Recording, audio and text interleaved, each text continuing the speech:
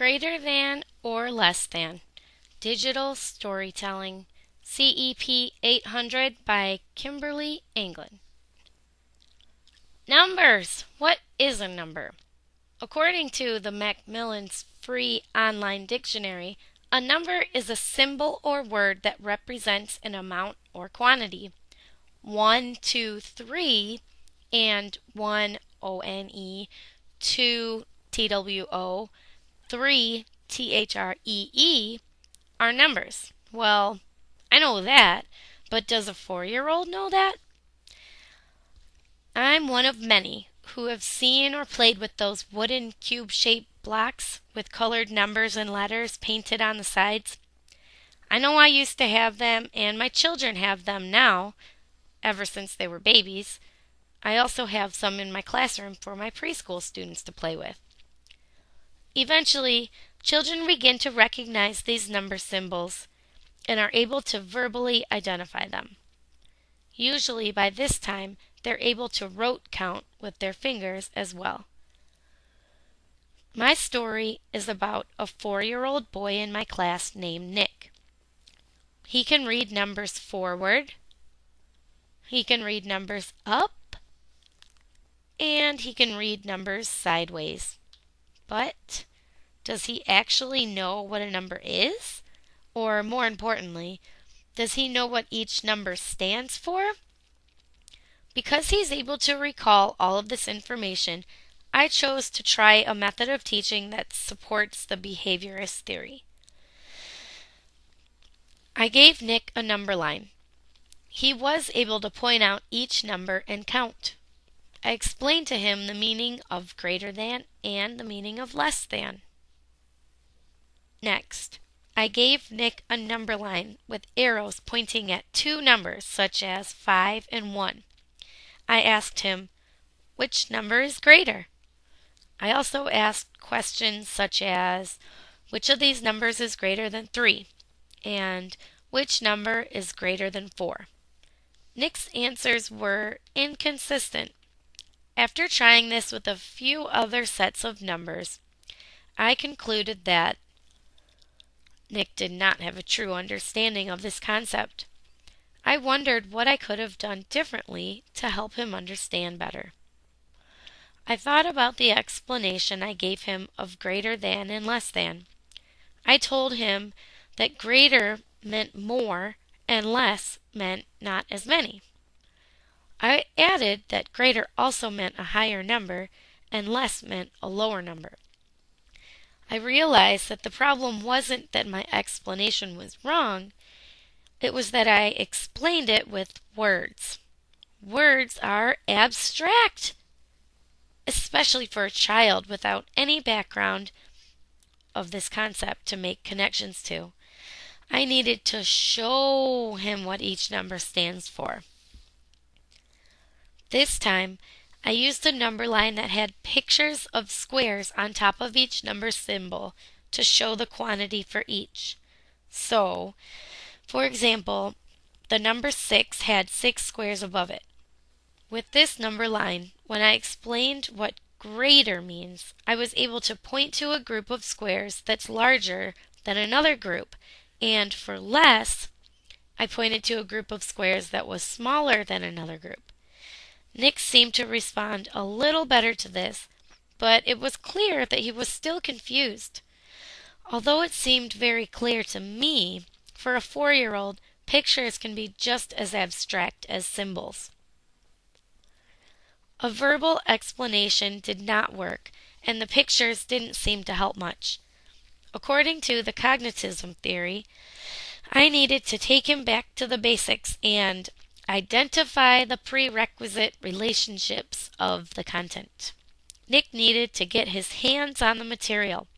I got out my spindle boxes and demonstrated how to count the spindles into the correct slots in the boxes. This activity allowed Nick to count 1 spindle into his hand and then 1 into slot 1. He then counted 1, 2 spindles into his hand and then 1, 2 into slot 2. Next, he counted 1, 2, 3 spindles into his hand, and then 1, 2, 3 into slot 3. He continued doing this for each slot all the way up to 9. After counting 1, 2, 3, 4, 5, 6, 7, 8, 9 into his hand, and then 1, 2, 3, 4, 5, 6, 7, 8, 9 into the box, all of the slots were full.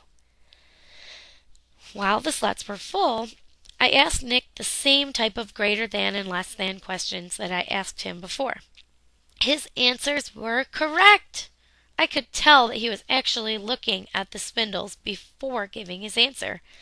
This was a true sign that he understood the significance of the spindles in each slot. He then picked up all 9 spindles out of slot 9 at once and put them all at once into the spindle container.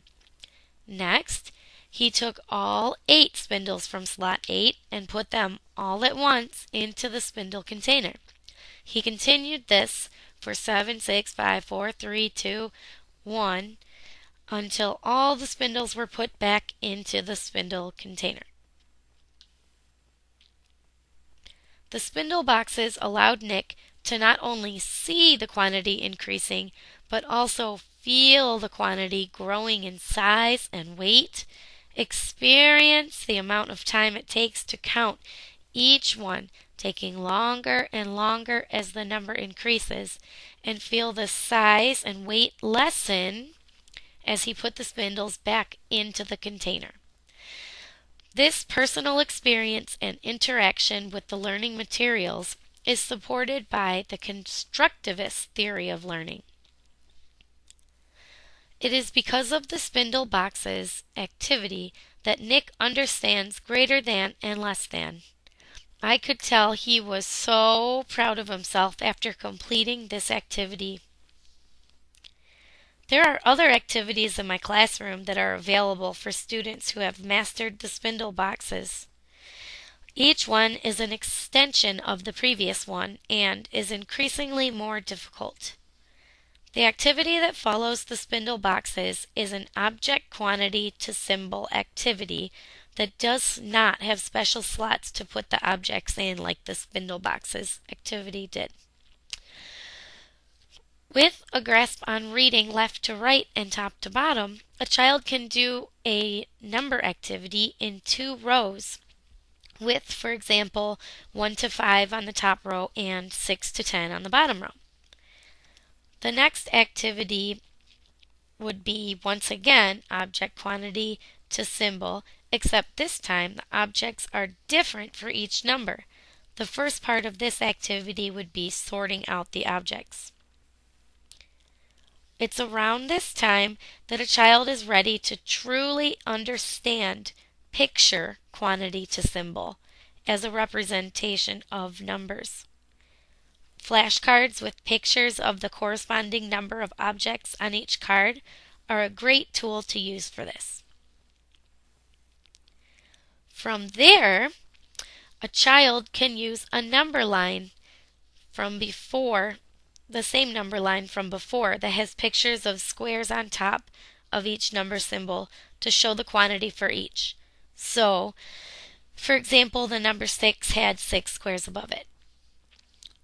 Once this is understood, the next representation would be the plain number line that I used first with Nick.